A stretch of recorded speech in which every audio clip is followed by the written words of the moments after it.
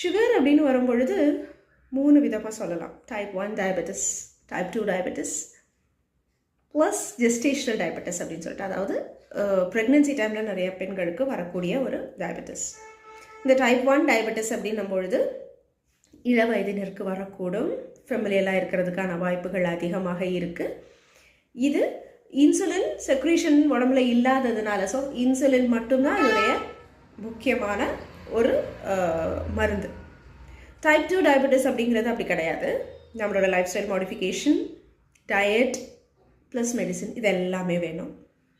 Gestational diabetes அப்படின்னு நம்ம எடுத்துக்கொள்ளும் பொழுது ப்ரெக்னென்சி டைமில் நிறைய பேருக்கு சுகரோட லெவல் கொஞ்சம் ஷூட் அப் ஆகும் due to hormonal changes.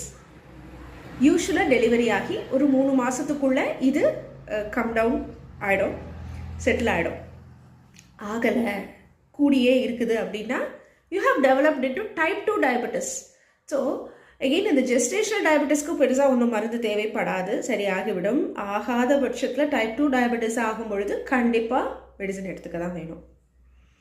Complications, medicine எடுத்தால் காம்ப்ளிகேஷன்ஸ் வரும், என்னோடய சுகர் க்யூர் ஆக போகிறதில்ல, நான் எதுக்கு மெடிசன் எடுத்துக்கணும் அப்படின்னு நினைக்கிறவங்க தயவு செய்து உங்களுடைய எண்ணத்தை மாற்றிக்கோங்க.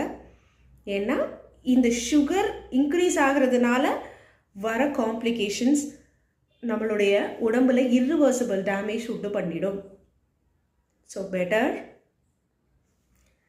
காம்ப்ளிகேஷன்ஸ் வராதபடிக்கு தடுக்கணும் அப்படின்னா மெடிசன் எடுத்துக்கலாம்.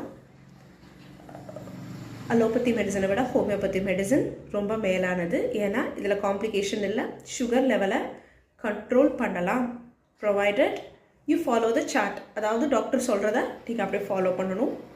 Life style modification, diet, exercise, proper sleep.